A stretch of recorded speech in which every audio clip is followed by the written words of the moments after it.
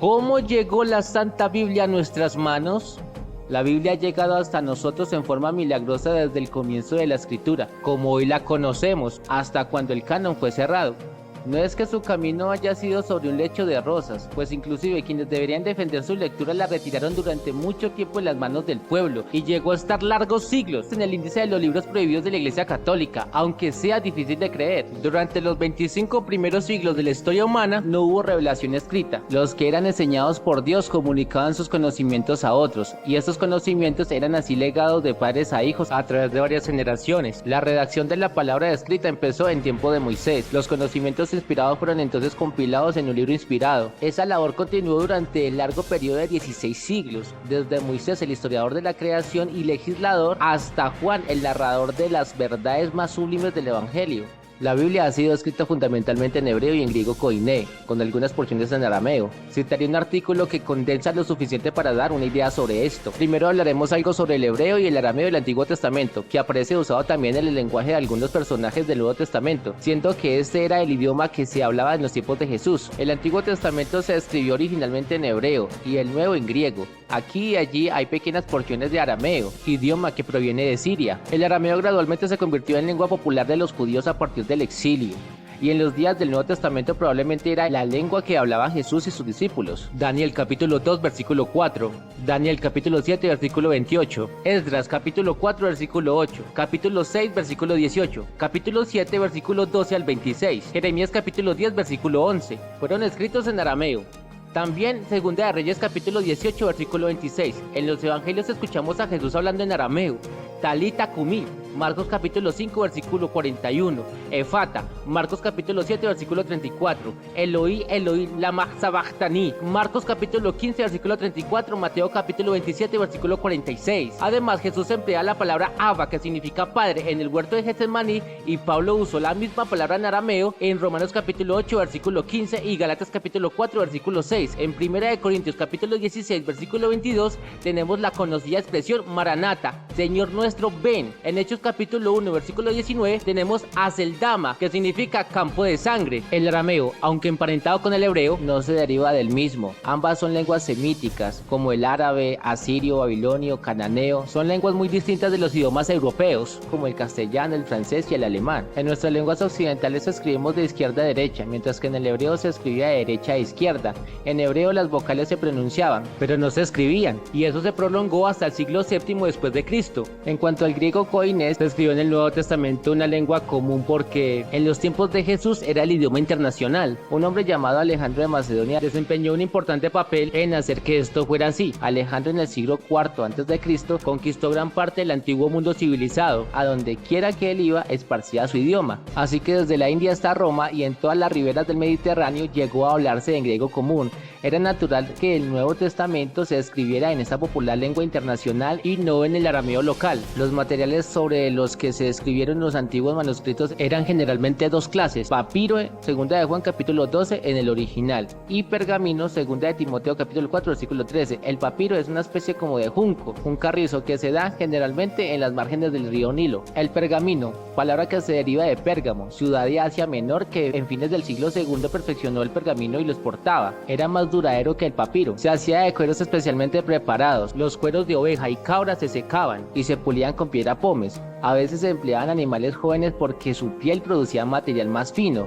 La vítela, pergamino extra fino, se obtenía a veces de animales sin nacer, extraídos del vientre de la madre. El pergamino se empleó desde la antigüedad hasta la Edad Media, cuando gradualmente fue reemplazado por el papel. Antes de la invención de la imprenta en el siglo XV, la Biblia solo se conocía en una forma manuscrita. Eso significa que en el Nuevo Testamento, para no mencionar el Antiguo, se copió a mano durante 1400 años y aún en el siglo XVI continuaban copiándose así. Esos ejemplares escritos a mano se llamaban manuscritos.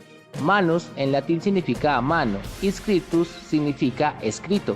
Hoy día no existe ni un solo manuscrito original de la Biblia griega o hebrea. No se conoce ciencia cierta la razón, pero quizás la orden que en el año 303 dictó el emperador Diocleciano de destruir toda la literatura cristiana explique el hecho. Fue conveniente, pues la humanidad tiende a la oración de los objetos relacionados con lo sagrado. Debe adorarse a Dios y no a la Biblia, y mucho menos al papel y a la tinta en que fue hecha. Si bien se perdieron los originales, la investigación científica nos asegura que la Biblia que leemos es para todo fin práctico, la misma que se produjo bajo divina inspiración. Pero pero es importante recordar que todos los manuscritos bíblicos son copias, pero lo asombroso es que la Biblia se haya conservado también. Aunque copiados en millares de veces a mano, la enorme cantidad de manuscritos demuestran que poseemos lo que casi pudiéramos llamar un consecuente y auténtico texto bíblico. Uno de los factores que contribuyeron a la exactitud del Antiguo Testamento fue la creencia judía en el carácter sagrado de las Escrituras. Respecto a esta decía Josefo: nadie se ha atrevido a añadir, quitar o alterar ni siquiera una sílaba. Deuteronomio capítulo 4 versículo 2 y Jeremías capítulo 26 versículo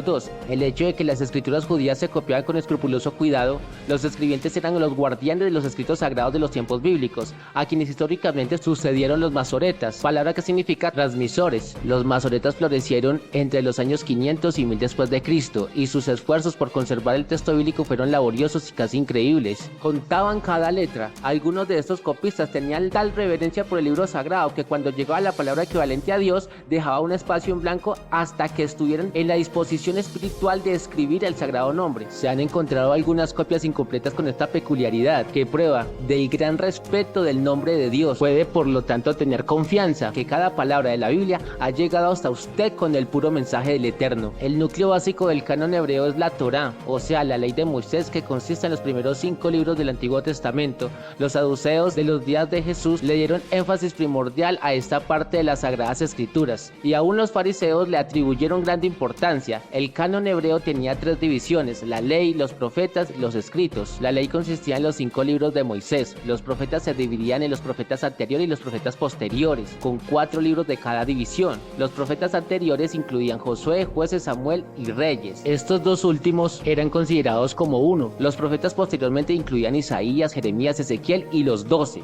En el canon hebreo, los 12 profetas menores estaban unidos en lo que le llamaban el libro de los 12.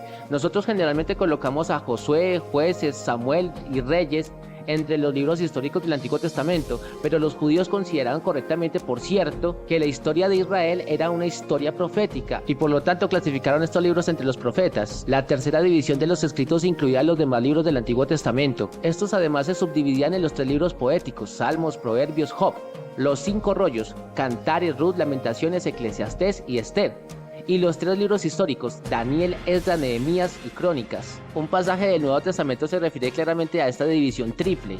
En Lucas 24:44 Jesús dijo que era necesario que se cumpliese todo lo que está escrito de mí en la ley de Moisés, en los profetas y en los salmos. Es interesante notar que no hay forma de cambiar el canon del Antiguo Testamento, dado el cuidado que tenían los depositarios de la voluntad divina para evitar que los libros de hechura humana se incluyeran inadvertidamente en él. La situación después del año 70 requería acción oficial. En ese año fue destruido el templo juntamente con la ciudad de Jerusalén. Esto trajo la terminación del sistema judío de sacrificios. Los saduceos, que habían dominado el sacerdocio, se desvanecieron. Los fariseos, que enseñaban las escrituras en numerosas sinagogas, sobrevivieron como los líderes. Los judíos llegaron a ser el pueblo del libro, pero tenían que trazarse los límites exactos de las Sagradas Escrituras. No podía haber ninguna duda al respecto de los libros que tenían que admitirse como dotados de autoridad divina. Luego hubo otro factor muy importante: comenzaron a aparecer los escritos cristianos, las epístolas de Pablo, las otras cartas y muy especialmente los evangelios. Era necesario condenar todos estos libros nuevos e impedir que fuesen usados por los adherentes del judaísmo. El resultado fue que en el concilio de Jamnia, alrededor del año 90 después de Cristo, los rabinos fijaron oficialmente los límites del canon judío. Allí se incluyeron 39 libros de la Biblia hebrea actual, divididos entre la ley, los profetas y los escritos. Por lo tanto, el canon completo de las Sagradas Escrituras se terminó de definir al final del cuarto siglo. Como pueblo de Dios tenemos la obligación de presentar un mensaje singular basado en las Sagradas Escrituras que no podemos evitar.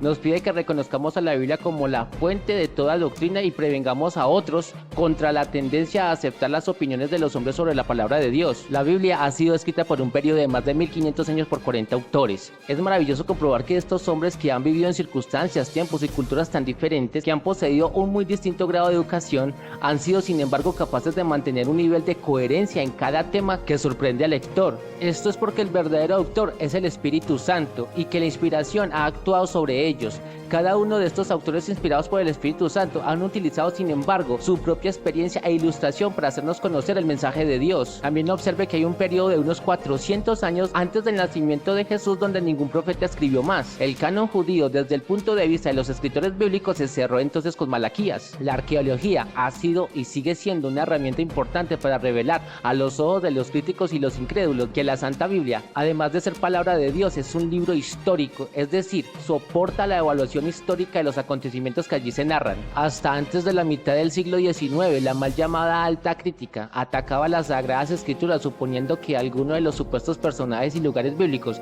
incluyendo reyes hasta imperios, con toda la dimensión que esto implica, parecían ser fábula al no haberse encontrado en la historia hasta ese mismo momento. Por ejemplo, la ciudad de Ur de los Caldeos, donde salió Abraham con su familia, incluyendo a su padre, caminó a Harán. Los críticos, al sostener que la ciudad de Ur no existía, atribuían también a Abraham la condición de un personaje creado o de fábula, con todo el significado teológico que esto tiene. Pero en la segunda mitad del siglo XIX, Ur apareció ante los ojos de los incrédulos en todo su esplendor. Se encuentra a unos 257 kilómetros de la actual cabecera del Golfo Pérsico y como a 354 kilómetros al sudeste de Bagdad. Se levanta 16 kilómetros al oeste del presente curso del río Éufrates, aunque originalmente ocupaba un lugar prominente en la ribera oriental antes que el río cambiara su curso. Una prueba de muchas que podemos afirmar que la Biblia no es una fábula. La mencionada aparición de la versión Reina Valera, que constituye el hito más importante de la difusión del libro sagrado en el idioma de Cervantes, especialmente importante es el hecho de sus autores que eran monjes católicos que simpatizaban de la Reforma y que debieron huir del monasterio para salvar sus vidas. Debe su nombre a la suma de los esfuerzos de Casiodoro de Reina, su autor principal, materializados en la Biblia del Oso, Basilia, Suiza, 1569. El título original es La Biblia que es, los sacros libros del Viejo y Nuevo Testamento, traducida al español en 1569, y de Cipriano de Valera, su primer revisor, materializados en la Biblia del Cántaro, Ámsterdam, Holanda, 1602. Ambos eran monjes católicos jerónimos del monasterio de San Isidoro del Campo, en Santiponce, Sevilla, que se habían exiliado de España después de ser perseguidos por la Inquisición debido a sus abiertas simpatías con las ideas de las reformas protestantes Lutero y Calvino. La Biblia del Oso ha tenido varias revisiones importantes. Las principales son las de 1602, publicada por Cipriano de Valera en Ámsterdam, Holanda, para luego recibir revisiones en 1909 y 1960. Para mi humilde opinión, la mejor. Ha habido también una muy importante versión de 1995 publicada como Biblia de estudio, que ha empleado como base el Textus Receptus para la traducción del Nuevo Testamento. Existe además algunas versiones anteriores y posteriormente con actualización del lenguaje para mejor comprensión del lector moderno. La Biblia es el libro de los libros y casi todos los aspectos relacionados en ella han sido estudiados. Los datos generales son: la Biblia ha sido traducida a más de 1200 idiomas. La Biblia puede ser leída en voz alta en unas 70 horas. En 1228 después de Cristo la Biblia fue dividida en capítulos por Stephen Langton. En 1448 después de Cristo el Antiguo Testamento fue dividido en versículos por Natán. En 1551 después de Cristo el Nuevo Testamento fue dividido en versículos por Robert Stephanus. Estos son los datos interesantes. Número de versículos. En el Antiguo Testamento, 23.214 versículos. En el Nuevo Testamento, 7.959. Total 31.173 en toda la Biblia. Número de palabras. En el Antiguo Testamento 592.439. En el Nuevo Testamento 181.253. Un total de 773.692 en toda la Biblia. Número de letras. En el Antiguo Testamento 2.728.100 letras. En el Nuevo Testamento 838.380. En un total de 3.566.480 letras en toda la Biblia. Esto denota que el Antiguo Testamento es un 76,5% de la Biblia, siendo el Nuevo Testamento el 23,5% restante, un poco más de una relación entre 3:1. El libro más extenso del Antiguo Testamento es Salmos con 150 capítulos. El libro más extenso del Nuevo Testamento es Lucas con 1151 versos. El libro más pequeño del Antiguo Testamento es Abdías con 21 versos. El libro más pequeño del Nuevo Testamento es Tercera de Juan con 14 versos. En realidad Segunda de Juan tiene un verso menos pero más palabras. El libro ubicado en el centro del Antiguo Testamento es Proverbios. El libro ubicado en el centro del Nuevo Testamento es Segunda de Tesalonicenses. El capítulo ubicado en el centro del Antiguo Testamento es Job 29. El capítulo ubicado en el centro del Nuevo Testamento es Romanos capítulo 13. El versículo ubicado en el centro del Antiguo Testamento es Segunda de Crónicas capítulo 20 versículo 17 al 18. El versículo ubicado en el centro del Nuevo Testamento es Hechos capítulo 27 versículo 17. El versículo ubicado en el centro de la Biblia es Salmos capítulo 118, versículo 8. La palabra central de la Biblia es Señor, en Salmos capítulo 118, versículo 8. El capítulo más corto de la Biblia está en Salmos capítulo 117. El capítulo más largo de la Biblia está en Salmos capítulo 119 con 176 versículos. El capítulo más largo del Nuevo Testamento está en Lucas capítulo 1 con 80 versos.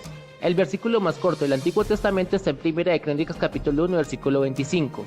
El versículo más corto del Nuevo Testamento está en Juan capítulo 11 versículo 35, 2 palabras pero en inglés. El verso más largo en la Biblia es Esther capítulo 8 versículo 9 con 78 palabras. El verso más largo del Nuevo Testamento es Apocalipsis capítulo 20 versículo 4. Unas 2500 veces la Biblia habla de sí como palabra de Dios. Existen 1260 promesas en la Biblia, 6468 órdenes, existen más de 8000 predicciones, 3294 preguntas, 8674 diferentes palabras hebreas, 5624 diferentes palabras griegas. La palabra Dios aparece 4379 veces y la palabra Señor aparece 7738 veces.